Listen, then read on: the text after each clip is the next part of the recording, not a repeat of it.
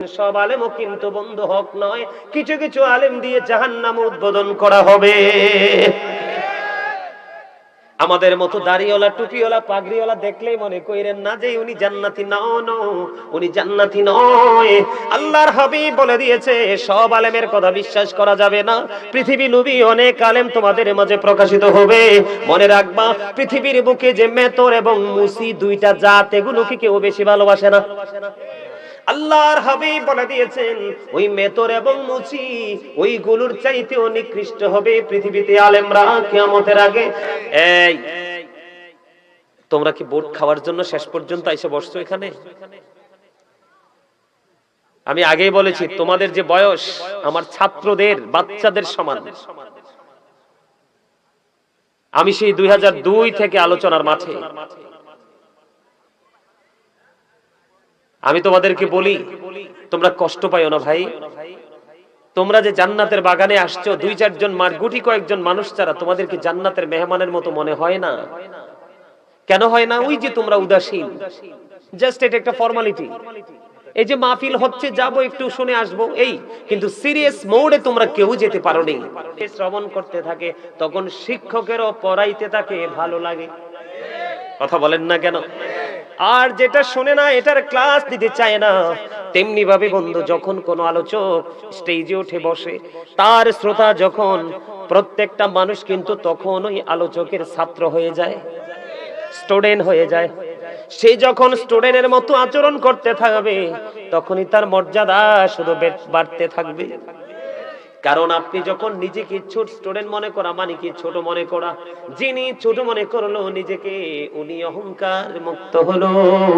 আর যিনি নিজেকে অনেক বেশি পাওয়ারফুল পারসন মনে করলো, ওনার সাথেই অহংকার যুক্ত হলো।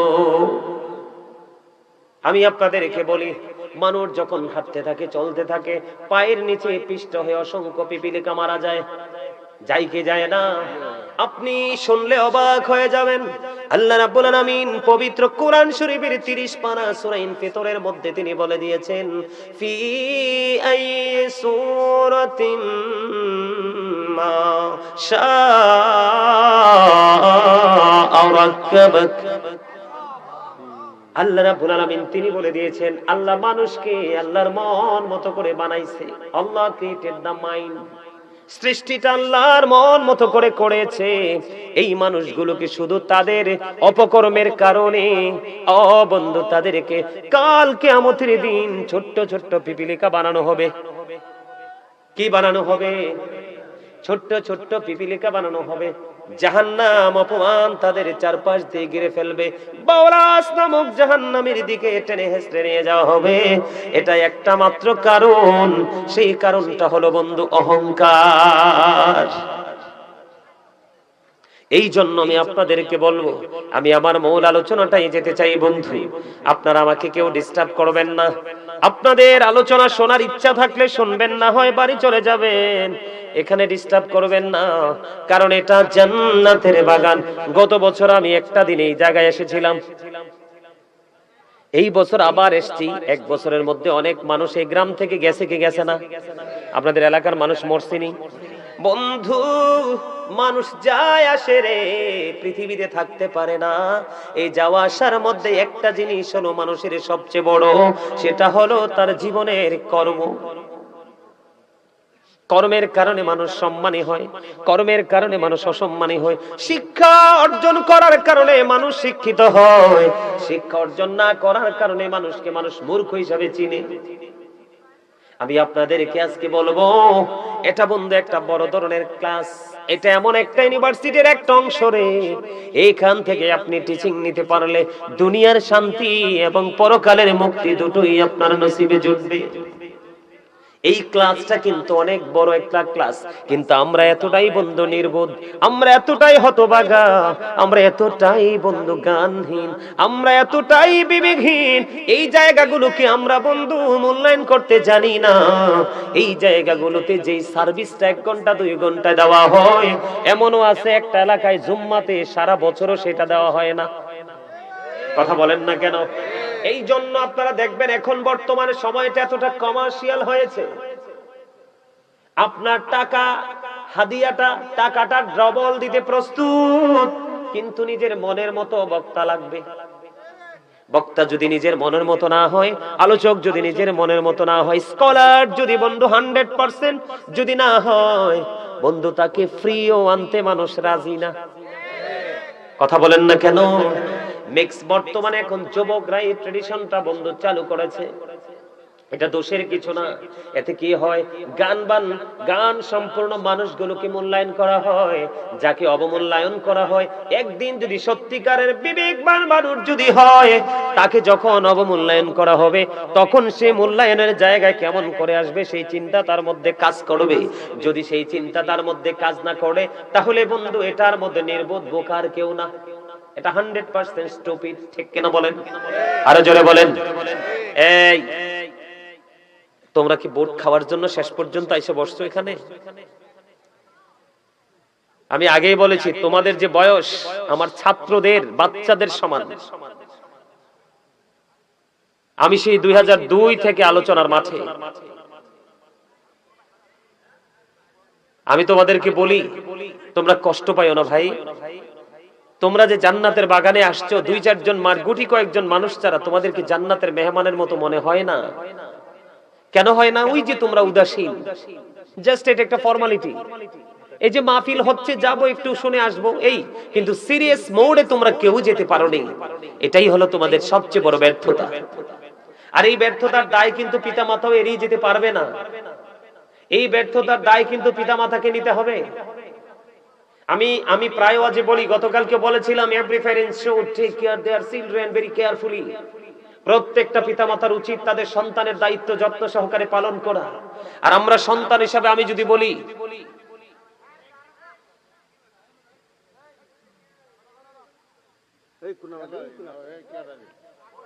এখানে না, আউটসাইড।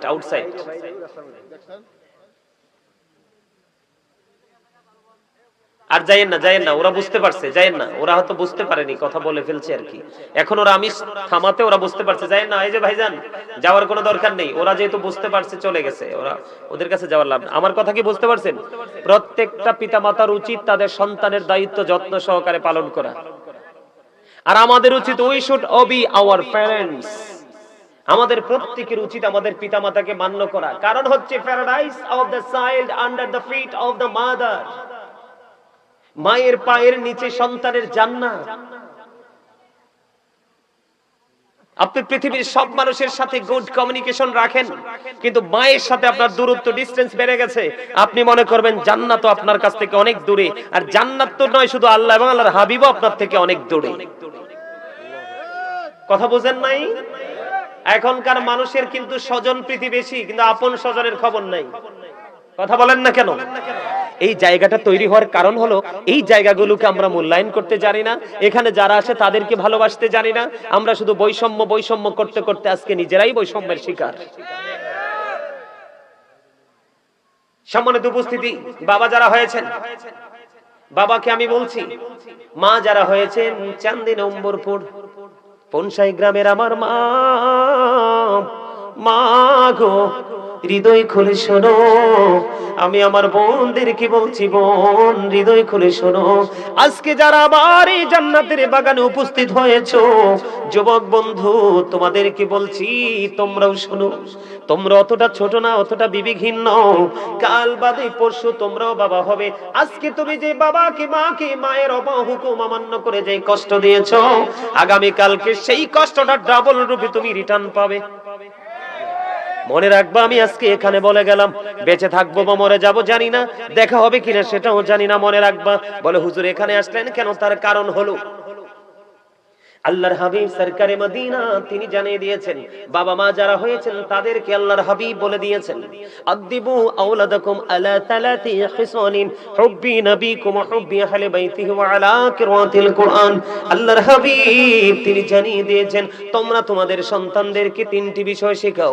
এখন তিনটির মধ্যে ফার্স্ট কোনটা? হুব্বি নবিকুম, teach the love of the prophet, নবীর ভালোবাসা শেখাও। ওয়া হুব্বি আহলে বাইতিহি, টিচ ফ্যামিলি লাভ, নবীর পরিবারের ভালোবাসা ভালোবাসা শেখাও, নবীর আহলে বাইতের ভালোবাসা শেখাও। ওয়া আলা কিরাতিল কুরআন, আল্লাহ রাব্বুল আলামিন বলেছেন learn to recite the holy Quran. বন্ধু আমি প্রতিদিন চেষ্টা করি, আমি যদি বলি I recite the holy Quran everyday in the morning and evening, আমি প্রত্যেক দিন কোরআন তেলাওয়াত করার চেষ্টা করি, হয় নিখুঁত কোরআন শরীফ না হয় কিতাবের মাধ্যমে, কারণ এই কোরআন হলো আপনার আমার জন্য ল। সুবহানাল্লাহ বলবেন না? আজকে আমি তোমাদেরকে বলি, তোমরা যে চুল কেটেছো ইহুদিদের স্টাইলে, আজকে তোমরা যে তোমাদের জান্নাতের বাগানে এসেছো, তোমাদের ধর্মীয় সংস্কৃতির একটা গুরুত্বপূর্ণ জায়গা, এখানে এসেছো মেহমান হয়ে আসতে পারোনি, তার কারণ তোমরা 24 ঘন্টা 24 আওয়ার্স তোমরা কি করো? ইহুদিদের সংস্কৃতিকে তোমরা লালন করো। এই জন্য বন্ধু তোমাদের মধ্যে ঘাটতিটা, আমি তোমাদেরকে বলবো অবিনীতভাবে, তুমি সারাদিন ঘুরো, যেখানে মন চাই সেখানে যাও বন্ধু, কিন্তু মসজিদে যখন যাবে তুমি নামাজি হয়ে যাইও। মাহফিলে যখন আসবা তুমি জান্নাতের মেহমান হয়ে আইসো। এই যে ছেলেটাকে দেখো, ওরে আমি কত বছর এখানে পাইছিলাম, কত সুন্দর পাঞ্জাবি পড়েছে, কত সুন্দর টুপি দিয়েছে। আজকে প্রত্যেকটা ছেলে যদি এত সুন্দর করে টুপি পরতাম, তোমার চাইতে সে একটু বেশি দামি হয়ে গেছে। কেন জানোনি? টুপি পরা সুন্নাত। টুপি পরা কি?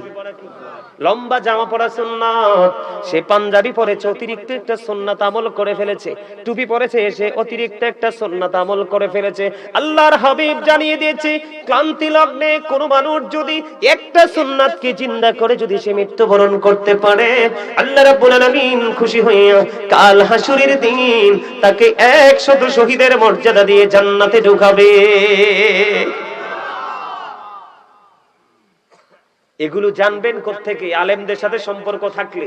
এগুলো শিখবেন কোত্থেকে? আলেমদের থেকে।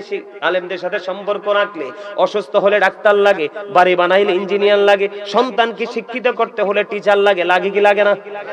এমনি করে বন্ধু আপনি দুনিয়া এবং আখিরাতকে বুঝতে হলে আপনার জীবনে আলেমের প্রয়োজন। একজন না একজন সত্যিকারের হক্কানি আলেম বেছে নেবেন। সব আলেমও কিন্তু বন্ধু হক নয়, কিছু কিছু আলেম দিয়ে জাহান্নাম উদ্বোধন করা হবে। আমাদের মতো দাড়িওয়ালা, টুপিওয়ালা, পাগড়িওয়ালা দেখলেই মনে করেন না যে উনি জান্নাতি। নয়, উনি জান্নাতি নয়। আল্লাহর হাবিব বলে দিয়েছে সব আলেমের কথা বিশ্বাস করা যাবে না। পৃথিবী নবী অনেক আলেম তোমাদের মাঝে প্রকাশিত হবে। মনে রাখবা, পৃথিবীর বুকে যে মেতর এবং মুসি দুইটা জাত, এগুলোকে কেউ বেশি ভালোবাসে না। আল্লাহর হাবিব বলে দিয়েছেন ওই মেতর এবং মুচি ওইগুলোর চাইতেও নিকৃষ্ট হবে পৃথিবীতে আলেমরা কিয়ামতের আগে।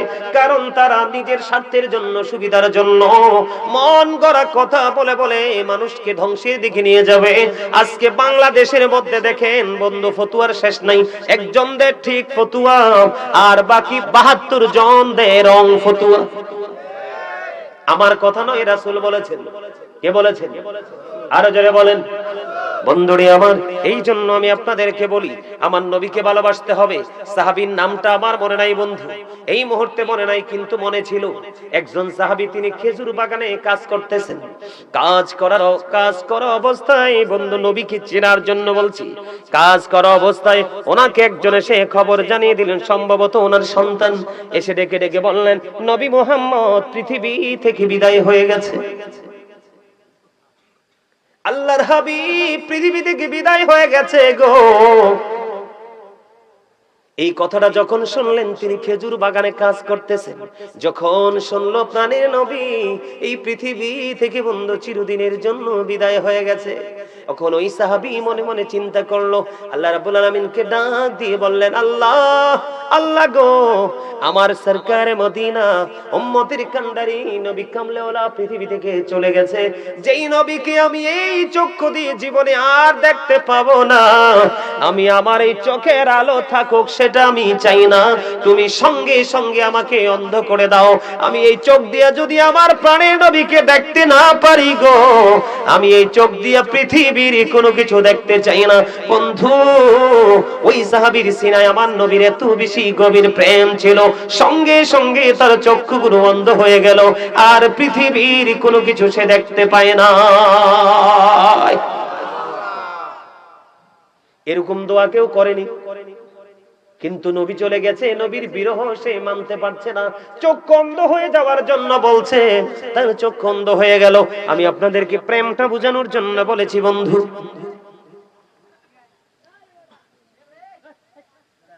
ওই ধরনের প্রেম আমরা আমাদের সিনায় ঢুকাতে চাই কি চাই না? কথা বলেন। আপনি আমি কি চান? আপনারা কি আমার থেকে সেই সাজেশনটা নিবেন? নিবেন? এখনকার যুগের মানুষ কি বেশি সুস্থ না অসুস্থ? কথা বলেন না, আওয়াজ তুলে বলেন না সবাই। এখনকার মানুষ বেশি তো রোগা, সুস্থ মানুষ পাওয়া খুবই মুশকিল। গ্রামে পর্যন্ত গেলে দেখা যায় মহিলারা বন্ধু ডায়াবেটিস হয়ে গেছে, বিভিন্ন রোগে আক্রান্ত। আছে না নাই? আমার দিকে তাকান, আমি শুরু করতেছি বন্ধু। ওই যে বলেছি আপনার আমার প্রাণের নবী আমাদের জন্য সত্য নিয়ে এসেছে। قد جاءكم الرسول بالحق من ربكم فآمنوا خيرا لكم।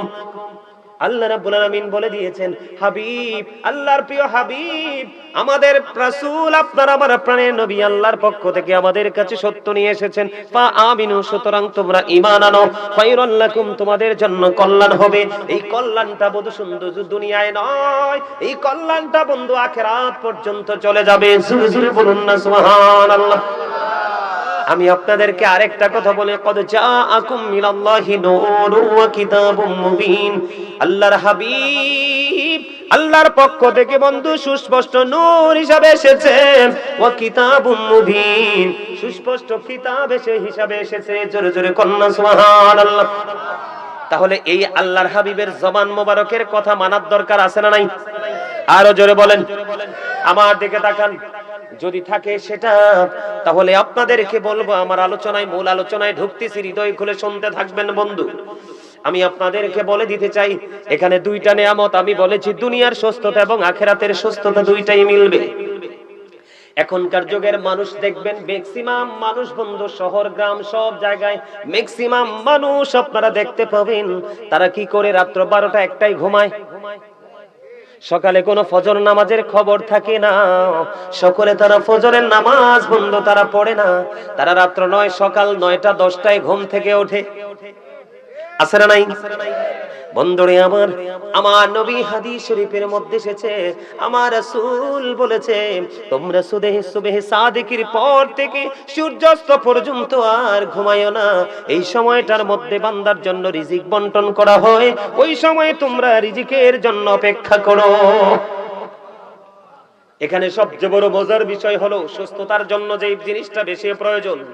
বন্ধুরে আমার, আল্লাহর হাবিব তিনি বলে দিয়েছেন, মা খাতুনে জান্নাত ফাতেমা তিনি বলতেছেন, আমার নবী আমার বাবা আমার কাছে সকালবেলা চলে আসলেন, এসে বললেন, মা মা গো উঠে যান, সকালবেলা ঘুমানো যাবে না। ইয়া রাসূলুল্লাহ, বাবা বাবা গো কেন ঘুমানো যাবে না? আমার নবীজি বললেন, সকালে সুবহে সাদিক থেকে সূর্য উদয় হওয়া পর্যন্ত আল্লাহ রাব্বুল আলামিন বান্দার জন্য রিজিক বন্টন করে। তোমরা এই রিজিকের জন্য তোমরা কি করো? অপেক্ষা করো। সুবহানাল্লাহ বলেন না? এর মধ্যে সুস্থ থাকা, এটা হলো বন্ধু এক ধরনের নিয়ামত, আখিরাতের পুঁজি, ফজরের নামাজটা। কারণ ফজরের নামাজটা পড়ার পরে এরপরে বন্ধু আপনি ঘুমাইলেন না, সুবহে সাদিক থেকে সূর্য উদয় পর্যন্ত বসে থাকলেন। সূর্য উদয় হলো, মুসল্লায় বসে থাকলেন, মুসল্লায় বসে বসে আপনি তাসবিহ জপলেন, আপনি কোরআন তেলাওয়াত করলেন, জিকির করলেন, যেটা মন চায় বন্ধু সেটা আপনি করে দিলেন। করতে করতে সূর্য উঠে গেল, ওঠার পরে আপনি ইশরাকের নামাজটা পড়ে নিলেন। সুবহানাল্লাহ বলেন না? আর জোরে বলেন। ইশরাকের নামাজ যখন বন্ধু আপনি পড়ে নেবেন, আল্লাহর হাবিব সরকারে মদিনা তিনি বলে দিয়েছেন, তুমি যখন এই ইশরাকের নামাজ পড়বে, তোমার আমলনামায় একটা উমরা এবং একটা বড় হজের সওয়াব তোমার আমলনামায় দেওয়া হবে। এখানে দুনিয়ার নিয়ামতটা কোনটা? এই যে আপনি বললেন সকালে ঘুম থেকে ওঠা, নামাজ কিন্তু একটা শারীরিক ইবাদত। এর মধ্যে বড় নিয়ামত হলো বন্ধু সকালবেলা সর্বপ্রথম যখন সূর্যটা ওঠে, আপনি যখন ফজরের নামাজ পড়ে কিছু সময় যখন রোদ্রের তাপ আপনার গায়ে লাগাইতে পারেন, তখন এই সকালবেলা সকাল 5 টাইমে যখন সূর্য উঠে, সূর্য ওঠার সঙ্গে সঙ্গে যখন বন্ধু সূর্যের কিরণটা আপনার গায়ে লাগে, আপনার শরীরে কখনো ভিটামিন ডি এর কোনোদিন ঘাটতি হবে না। আর জোরে বলেন না সুবহানাল্লাহ। এইদিকে বন্ধু, এইদিকে কি হয়ে গেল? ফজর আদায় হয়ে গেল, ফজরের পর পর ইশরাক আদায় হয়ে গেল। এই দিক দিয়ে সকালবেলা বের হয়ে হেঁটে হেঁটে আপনি একটু কোথায় গেলেন? সূর্যের আলোতে গেলেন, ভিটামিন ডি আপনি সংগ্রহ করে নিয়ে আসলেন। আর আরেকটা হাদিস শরীফের মধ্যে এসেছে, আপনার আমার প্রাণের নবী জানিয়ে দিয়েছে, আপনি এশারের নামাজও পড়লেন জামাতে, ফজরের নামাজও পড়লেন জামাতে, পুরো গ্যাপ সময়টা আপনার ইবাদতের মধ্যে ঢুকে গেল। লাভ কি দুই জাহানের হইল কিনা? দুই জাহানের লাভ হইল কিনা? আপনি ফজর বেলায় বন্ধ উঠলেন, এখানে আমি সুস্থ থাকার জন্য আপনাদেরকে আরেকটা মেডিসিন দিতে চাই। সেই মেডিসিনটা হলো কি বন্ধু? মেসওয়াক। দুর্গন্ধের কারণে কিন্তু মানুষ কি হয়ে যায়? অসুস্থ হয়ে যায়, হয় কি হয় না? আপনি দেখবেন আমাদের মধ্যে এখনকার মানুষ, ম্যাক্সিমাম মানুষের মুখ থেকে গন্ধ বের হয়, মুখের দিকে মুখটা রেখে বন্ধ কথা বলতে পারে না, পারেনি, কথা বলতে পারে না, কথা বলার সুযোগ থাকে না, কথা বলতে পারে না। এই জন্য আল্লাহর হাবিব তিনি বলে দিয়েছেন, তোমরা বেশি বেশি করে মেসওয়াক করো, কারণ মেসওয়াক যখন করবা দুর্গন্ধ দূর হয়ে যাবে, আর দুর্গন্ধ দূর হয়ে গেলে মানুষ সুস্থ হয়ে যাবে। এটা সুস্থ থাকার আরেকটা অপশন হলো বন্ধু এটা। আল্লাহর হাবিব আরো বলেছেন, আমার উম্মতের জন্য কষ্ট হবে, আমার উম্মতের জন্য যদি কষ্ট না হতো, আমি প্রত্যেকটা নামাজের পূর্বে বলতাম তোমরা মেসওয়াক করে নামাজে দাঁড়াও। সুবহানাল্লাহ। একদিকে মুখের দুর্গন্ধ হলো, কি হলো? একদিকে মুখের দুর্গন্ধ দূর হয়ে গেল, আর একদিকে মেসওয়াক করে নবীর নির্দেশ মান্য হয়ে গেল। লাভ আছে নাই? একটা একটা করে মনে রাখবেন, সুস্থ থাকতে হলে বন্ধু ফজরের সময় উঠতে হবে। আপনি যদি মনে করেন না হুজুর আমি ফজরের সময় উঠবো না, তার আগে উঠবো, সুবহে সাদেকের আগে, সুবহে কাযিবের সময় আমি উঠবো, তাহলে আপনার জন্য আরো বেশি পজিটিভ নিয়ামত যুক্ত হয়ে যাবে কাল হাসরের ময়দানে। বন্ধু, আল্লাহ রাব্বুল আলামিন আহ্বানকারী আহ্বান করতে থাকবে, আহ্বানকারী আহ্বান করতে থাকবে, যে যারা ওই যে গভীর রজনীতে নামাজ পড়েছো তোমরা দাঁড়াও। অল্প কিছু মানুষ দাঁড়াবে, গভীর রজনীর নামাজ হলো তাহাজ্জুদের নামাজ। হাদিস শরীফের মধ্যে এসেছে, অল্প কিছু মানুষ যখন দাঁড়াবে তখন আহ্বানকারী আহ্বান করতে থাকবে, ওই যারা দাঁড়াবে তারা সংখ্যায় খুবই কম হবে। আল্লাহ রাব্বুল আলামিন তাদেরকে অর্ডার করবে তোমরা জান্নাতে চলে যাও। তবে মজার বিষয় হলো তাদের অর্ডার হবে বিনা হিসাবে, তারা জান্নাতি হয়ে যাবে। আল্লাহর হাবিব বলে দিয়েছেন তারা বিনা হিসাবে জান্নাতে চলে যাবে। আর যারা দাঁড়াইতে পারেনি বন্ধু, হাত তুলতে পারেনি, তারা হিসাবের জন্য প্রস্তুতি নিবে। আমি আপনাদেরকে বলি, হযরতে দাউদ আলাইহিস সালাম, হযরতে সুলাইমান আলাইহিস সালামের বাবা, আল্লাহর কাছে সবচেয়ে বেশি প্রিয় নামাজ, সবচেয়ে বেশি প্রিয় নামাজ হলো আল্লাহ রাব্বুল আলামিনের কাছে দাউদ আলাইহিস সালামের নামাজ। কারণ তিনি রাত্র 1/6 সময় তিনি ঘুমাতেন। জোরে জোরে কোন আল্লাহু আকবার। বন্ধুরে আমার, এবার আমার দিকে তাকান। আমাদের রোগ হওয়ার আরেকটা কারণ হলো, এখানে দুইটা মেসেজ আপনারা পেয়ে যাবেন বন্ধু। এর মধ্যে একটা হলো খাবার। এখন বর্তমানে যেই দেশটার নাম হলো ইরান, এটার একটা সময় নাম ছিল বন্ধু পারস্য। পারস্য থেকে একজন চিকিৎসক আসলেন আমাদের আরবে। পারস্য থেকে একজন চিকিৎসক আসলেন, 2 বছর পর্যন্ত আরবে দেশে কাটাইলেন। 2 বছর কাটানোর পরে তিনি আরবে কোনো অসুস্থ রোগী পাননি। অসুস্থ রোগী না পাওয়ার কারণে 2 বছর শেষে তিনি প্রাণের নবীর কাছে চলে গেলেন। ইয়া রাসূলুল্লাহ, ইয়া হাবিবাল্লাহ, নবী গো, আমি আপনার এই দেশে 2টা বছর কাটিয়েছি, একটা অসুস্থ মানুষও আমি খুঁজে পাইনি। আপনার এই দেশের মানুষ সুস্থ থাকার কারণ কি? এটার পিছনে জাদুটা কি, নিয়ামতটা কি? এই কথা বলতে দেরি এবার আমার নবীজি বললেন, আমার দেশের মানুষ সুস্থ থাকার কারণ হলো, আমার দেশের মানুষ সুস্থ থাকার কারণ হলো তার এই পেটটাকে 3 ভাগে ভাগ করে। সুবহানাল্লাহ বলেন না? কয় ভাগে ভাগ করে? তিনটি ভাগে ভাগ করে, একটি ভাগ খাবার দিয়ে ফিল আপ করে, আরেকটা ভাগ পানি দিয়ে ফিল আপ করে, আরেকটা ভাগ 100% খালি রাখে। তার মানে হলো অতিরিক্ত পেটে খিদা না লাগা পর্যন্ত তারা খাবার খেতে বসে না। আবার খাবার খেতে বসার পরে পেটটা ভরে যাওয়ার আগেই তারা খাবারটা ছেড়ে দেয়। জোরে জোরে সুবহানাল্লাহ। রাসূল বলেছেন কাফের খায় 7 পেটে। কাফের খায় কয় পেটে? রাসূল বলেছেন কাফেররা খায় 7 পেটে, আর মুমিনরা খায় মাত্র 1 পেটে। সুবহানাল্লাহ বলেন না? তাহলে আপনাদেরকে কি করতে হবে? এখনই চা, এখনই কফি, এখনই গলা পর্যন্ত খাবার, এত খাবার খাওয়া যাবে না। বুঝেনিছেননি? আমার কথা বুঝতে পারছেননি আপনারা? পেটটাকে নিজে নিজে 3 ভাগ করবেন। কয় ভাগ? মাত্র একটা ভাগ আপনি খাবারে পুরাবেন, আরেকটা ভাগ আপনি পানি দিয়ে ফিল আপ করবেন। এই তোমরা আসো, বসো, এদিকে আসো, এদিকে, এই সামনে আসো। দেখতে তো মনে হয় হাফেজ সাহেব, এদিকে আসেন। এত দামি মানুষ আইছে, এইভাবে দাঁড়ায় থাকলে হয়? আসেন, আপনারা সামনে আসেন। এদিক দিয়ে, এদিক দিয়ে, এদিক দিয়ে, আমার সামনে। মনু জলদি করে চললাইও, মোর দাঁড়ে এককালে দাঁড়ে চললাইও। তোমরা হাসতেও পারলা না। সুস্থ থাকার জন্য হাসিও প্রয়োজন। রাসূল বলেছে আমি না। সুবহানাল্লাহ বলেন না? আরে আরো জোরে, আরো জোরে। লবণ ছাড়া খাবার, খাবারে লবণ না দিলে মজা হয়? কথা কোন হয়? হয় না? খাবারে লবণ না দিলে যেমনি মজা হয় না, ঠিক তেমনি ভাবে বন্ধু, ঈমান যদি টেকসই না হয়, প্রেম যদি শক্ত না হয়, কখনো আপনার কাছে আমলও মজা লাগবে না। বুঝে নিতে হবে মূল কোথায়। আল্লাহর হাবিব আরো বলে দিয়েছেন, দুর্বল ঈমানদারের চাইতে শক্তিশালী ঈমানদার আল্লাহর কাছে বেশি পছন্দ।